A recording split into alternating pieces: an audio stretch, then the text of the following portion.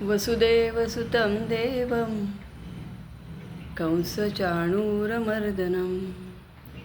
देवकी परमानंदं कृष्णं वंदे जगद्गुरुं.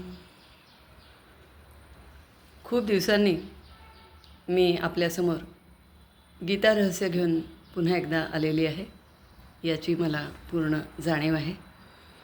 मध्यंतरीच्या काळात गीता रहस्यातीलच पण इतर काही कामानिमित्त या इथल्या उपक्रमामध्ये खंड पडला होता.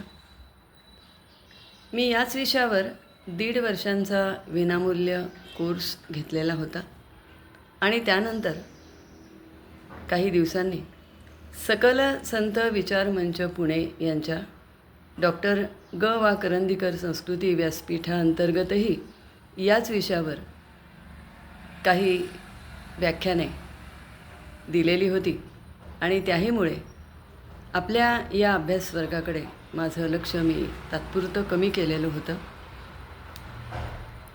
आणि याबद्दल मी प्रथमच दिलगिरी व्यक्त करते. आता त्याच डॉक्टर ग वा करंदीकर संस्कृती व्यासपीठाच्या अंतर्गत ह्या माझ्या चॅनेलवर छोटी व्याख्याने द्यावीत असा माझा मानस आहे. गीता रहस्यातील पहिले प्रकरण विषय प्रवेश असे आहे. दुसऱ्या प्रकरणात कर्मजिज्ञासा यावर लोकमान्यांची मते आपण पाहिलेली आहेत. तिसरे प्रकरण आहे कर्मयोगशास्त्र आणि तेच गीता रहस्याचे दुसरे नावही आहे. त्यामध्ये त्यांनी कर्म, योग आणि शास्त्र या तिन्ही संज्ञांच्या व्याख्या दिलेल्या आहेत आणि सविस्तर वर्णनही केलेले आहे, तेही आपण पाहिलेले आहे. चौथ्या प्रकरणामध्ये म्हणजे आधिभौतिक सुखवाद या प्रकरणामध्ये अध्यात्म बाजूला सारून सुख मिळवण्याच्या संदर्भातील काही विचारप्रवाह आपण पाहिलेले आहेत. आधिभौतिक याचा अर्थ जे आध्यात्मिक नाही पण ऐहिक आहे असा सुखवाद, असा अर्थ आधिभौतिकचा घ्यायचा असतो. त्यामुळे आधिभौतिक सुखवाद याचा अर्थ आध्यात्मिक नसलेला असा सुखवाद. हे सगळे विचारप्रवाह आपण पाहिलेले आहेत. निव्वळ स्वार्थ, दूरदर्शी स्वार्थ आणि शहाणा स्वार्थ असे यातील 3 विचारप्रवाह यांची चर्चा आपण केलेली आहे.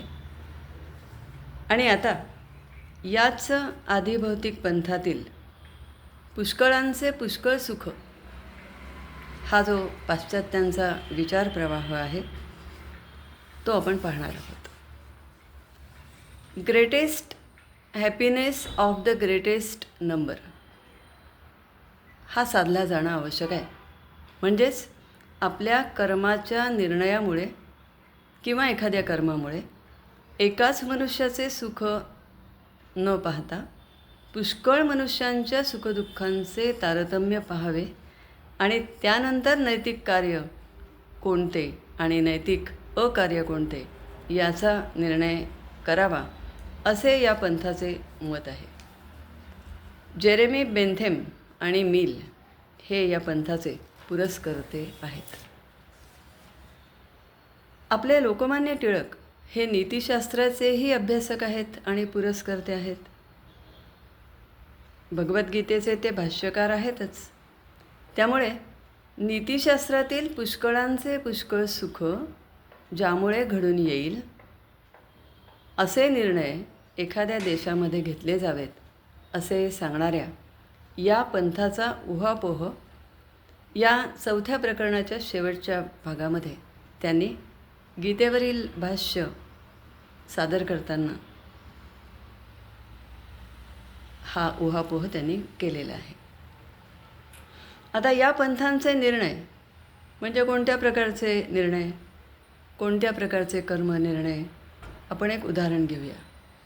एखाद्या देशात गरिबांची संख्या जास्त असेल म्हणजे पुष्कळ असेल, त्यांच्या सुखासाठी आर्थिक निकषांवर आधारलेले निर्णय जर घेतले गेले आणि या पुष्कळ गरिबांचे शिक्षण, नोकऱ्या पदोन्नती, त्यांचे आरोग्य, विविध प्रकारच्या सवलती त्यांना दिल्या, तर तो सत्ताधाऱ्यांचा जो निर्णय असेल तो निर्णय याच निकषावर घेतलेला असणार आहे, याच तत्वावरचा तो असणार आहे. त्यामुळे पुष्कळांचे पुष्कळ सुख हे तत्त्व तिथे अंगीकारले जाईल आणि पुष्कळांना त्यातून सुख मिळेल हे खरे. लक्षात येते ना? मग हा जो राजकीय नेत्यांचा निर्णय असतो त्यामुळे पुष्कळ गरिबांना पुष्कळ सुख मिळते आणि त्यामुळे नीतिशास्त्रानुसार, बेंथेमच्या म्हणण्यानुसार हा निर्णय योग्य आहे का? तर तो निर्णय योग्यच आहे. मुख्य म्हणजे टिळक म्हणतात, या तत्वाचा आध्यात्मिकतेशी काही संबंध आहे का? तर नाही. या तत्वाचा धर्माशी आणि आध्यात्मिकतेशी काहीही संबंध नाही.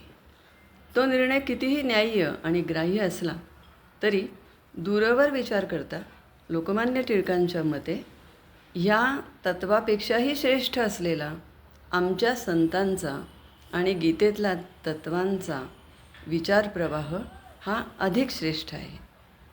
कारण ते म्हणतात, नीतिशास्त्राचा अध्यात्मविद्येशी संबंध हा असावा की नसावा? तर तो असायला पाहिजे.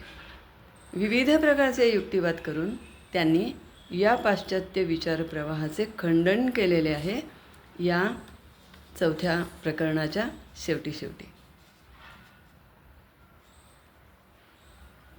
लोकांची ही संख्या कमी किंवा जास्त असणे याचा नीतिमत्तेशी नित्यसंबंध, म्हणजे संशोधनीय भाषेतला नित्यसंबंध, सहसंबंध हा असू शकत नाही.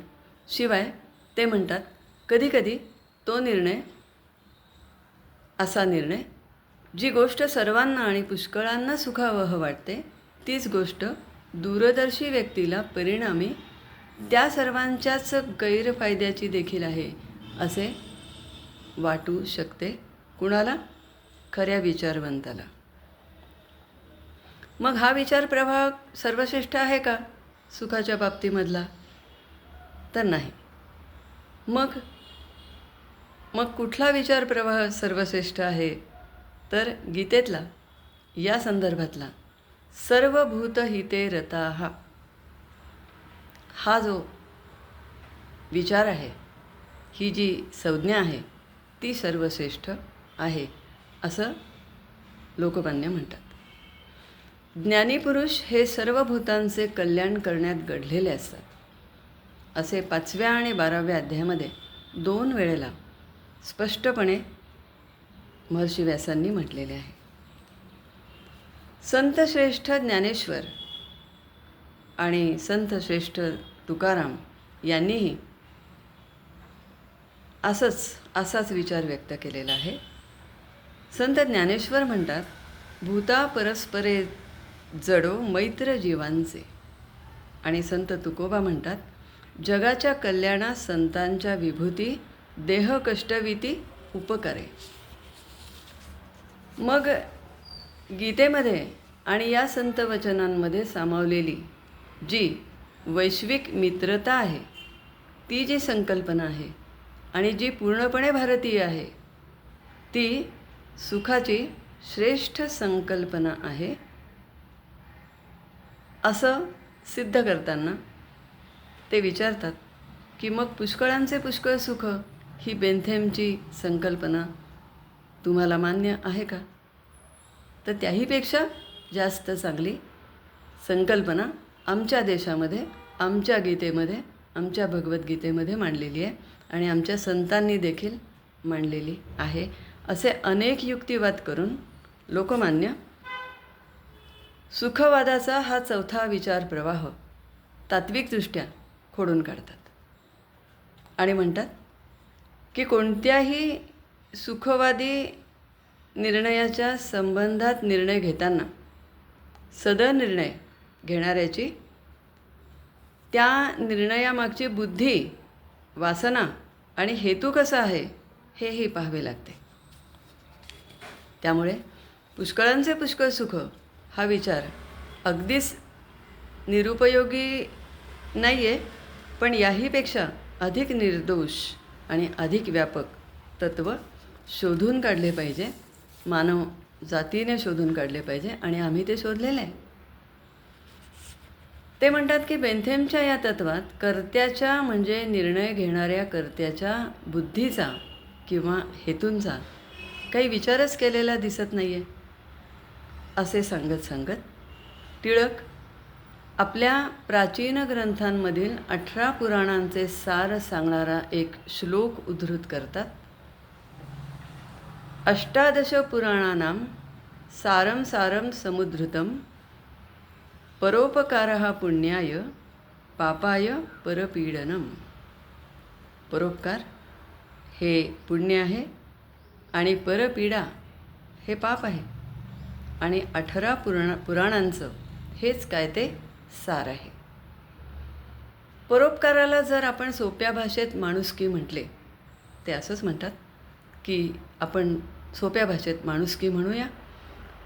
परोपकाराला जर आपण सोप्या भाषेत माणुसकी म्हटले तर आपण म्हणू शकतो की माणुसकीला जे शोभेल तेच सत्कृत्य आणि तोच नीतिधर्म होय.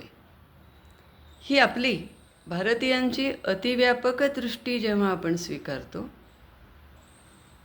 त्यावेळेला पुष्कळांचे पुष्कळ सुख ही जी दृष्टी आहे किंवा तो जो दृष्टिकोन आहे तो स्वल्प वाटायला लागतो, अल्प वाटायला लागतो, म्हणजेच संकुचित वाटायला लागतो. पुढे ते म्हणतात, ऐहिक आणि शारीरिक सुखापेक्षा मानसिक सुखाची योग्यता अधिक आहे आणि मानसिक सुखापेक्षा आत्मिक सुखाची आणि समाधानाची योग्यता अधिक आहे. असे सांगत अर्जुनाचा प्रश्न काय आहे त्याचा संदर्भ ते देतात. 2 अध्यायात 7व्या श्लोकात आणि 3 अध्यायात 2 श्लोकात धनुर्धारी अर्जुन भगवान श्रीकृष्णांना विचारतो की माझ्या आत्म्याचे कल्याण, आत्म्याचे श्रेय कशात आहे ते मला सांगा. आत्म्याचे निरंतर श्रेय किंवा सुख हे आत्म्याच्या शांतीत आहे, इतरत्र म्हणजे ऐहिक सुखामध्ये ते नाही. उपनिषदांमधलेही दाखले देऊन लोकमान्य पुढे म्हणतात की जो शहाणा असतो तो श्रेयापेक्षा प्रेयाची निवड करतो.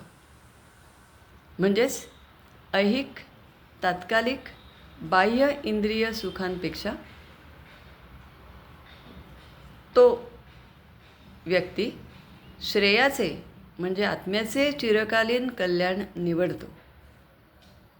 आता प्रश्न निर्माण होतो की सुखदुःखाचे खरे स्वरूप काय, नित्य सुख म्हणजे काय. तर तो सुखदुःख विवेक 5व्या प्रकरणामध्ये आपण समजून घेऊ. माझे हे विचार म्हणजे अर्थातच लोकमान्यांनी गीता रहस्यामध्ये दिलेले हे विचार आपण सर्वांनी शांतपणे समजून घेतलेत याबद्दल मी तुमची शतशः ऋणी आहे. पुन्हा एकदा धन्यवाद देऊन, तुम्हाला सर्वांना धन्यवाद देऊन मी माझ्या वाणीला विराम देते. धन्यवाद.